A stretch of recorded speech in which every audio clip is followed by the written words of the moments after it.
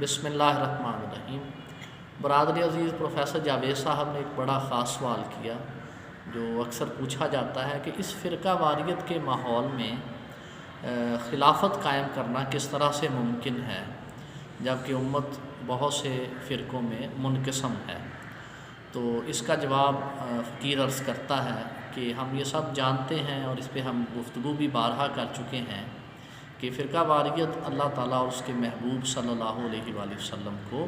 قطعی طور پر پسند نہیں ہے، اور اس بارے میں کوئی دو رائے نہیں کہ آج جو امت مختلف فرقوں میں تقسیم ہے یہ بدقسمتی ہے، اور اس ضمن میں اہل علم حضرات کو کوشش کرنی چاہیے اور مسلمان کو جو پہچان اللہ اور اس کے رسول صلی اللہ علیہ وآلہ وسلم نے دی ہے وہی اپنانی چاہیے، نہ کہ مولویوں کی دی ہوئی پہچان اپنانی چاہیے۔ تو یہ تو خیر فرقہ واریت کے حوالے سے بات ہے، لیکن بدقسمتی سے ماحول بھی موجود ہے فرقہ واریت کا ہم سب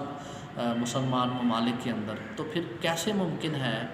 کہ اہل علم حضرات کو اکٹھا کیا جائے، جو ہم نے پچھلی ویڈیو میں بات کی کہ خانہ کعبہ یا مسجد نبوی میں ان کا اکٹھ ہو اور وہ امت کے لیے ایک خلیفہ کا چناؤ کریں۔ تو جاوید صاحب نے بڑا نقطہ اٹھایا کہ فرقہ واریت کے ماحول میں کس طرح سے ممکن ہے کہ جن پہ امت کی اکثریت کا اتفاق ہو ایسے اہل علم حضرات کو اکٹھا کیا جائے۔ تو اس کا جو جواب ہے وہ بڑا انتہائی آسان ہے اور اس کو سمجھنا بھی بڑا آسان ہے۔ اس ضمن میں پہلے تو یہ دیکھنا چاہیے کہ ایک بڑی خاص نشانی بتائی ہے ولی کامل اور اس خطے میں اولیاء اور اہل علم کے امام حضور سیدی علی بن عثمان حجویری رحمۃ اللہ تعالیٰ علیہ نے کہ جو نیک بندہ ہوتا ہے، جو صالح ہوتا ہے، اس کی جو شہرت ہے وہ خراب نہیں ہوتی، یعنی وہ نیک نامی اس کی زمانے میں مشہور ہوتی ہے۔ تو ہمیں امت میں ایسے سرکردہ اور ایسے صاحب علم افراد یقیناً مل جائیں گے۔ مثال کے طور پر میں چند ناموں کا جب ذکر کروں گا آپ کے سامنے تو امت کی اکثریت کہے گی کہ ہاں یہ لوگ اس اہل ہیں کہ کسی ایک متفقہ جو خلیفۃ المسلمین ہے اس کا چناؤ کر سکیں، اور پاکستان کی حد تک ان لوگوں پر عوام کی اکثریت کا اعتماد ہے۔ مثال کے طور پر مولانا طارق جمیل صاحب، ان کو تمام مسالک کے لوگ بے حد احترام کی نظر سے دیکھتے ہیں۔ اسی طرح مفتی منیب الرحمان صاحب، ان کو بھی تمام مسالک کے لوگ بے حد احترام کی نظر سے دیکھتے ہیں۔ اسی طرح جو شہنشاہ نقوی صاحب ہیں اہل تشیع حضرات کی طرف سے، ان کو بھی تمام مسالک میں پسندیدگی کی نگاہ سے دیکھا جاتا ہے۔ تو اس طرح کی جو شخصیات ہیں، پھر اس کے علاوہ آپ اس لسٹ میں اور بھی کچھ جو اہل علم حضرات ہیں وہ مشاورت کے ساتھ شامل کر سکتے ہیں۔ اسی طرح یقیناً عرب ورلڈ میں ہماری طرح فرقہ واریت نہیں ہے، وہاں سے اہل علم حضرات کا لینا انتہائی آسان ہے۔ اس طرح ترکی میں بھی یقیناً ایسا فرقہ وارانہ ماحول نہیں ہے، اور اسی طرح ہم انڈیا میں سے مسلمانوں کی نمائندگی کے لیے بھی آسانی کے ساتھ دو تین شخصیات کا انتخاب کر سکتے ہیں۔ ایران میں کوئی مسئلہ نہیں ہے، آیت اللہ خامنائی صاحب سے ریکویسٹ کی جا سکتی ہے کہ آپ دو تین افراد اپنی طرف سے دے دیں۔ اسی طرح افغانستان کی طرف سے بھی کوئی مسئلہ نہیں ہے۔ تو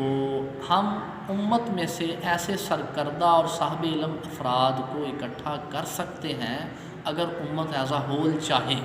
ظاہر ہے ایک یا دو بندوں کے بات کرنے سے ایسا نہیں ہوگا، ایک یا دو بندوں کے چاہنے سے ایسا نہیں ہوگا، بلکہ اگر امت ساری اس حوالے سے مسلم عوام تحریک لانچ کریں، مسلم جو علماء ہیں وہ لوگوں کو شعور دلائیں، ان میں جو فکر کا جو دیپ ہے وہ جلائیں، اور اسی طرح ہمارا جو یہاں انفلوئنشل طبقہ ہے عالم اسلام میں وہ اپنے طور پر کوشش کرے، تو بڑی آسانی کے ساتھ آپ جو صاحب علم شخصیات ہیں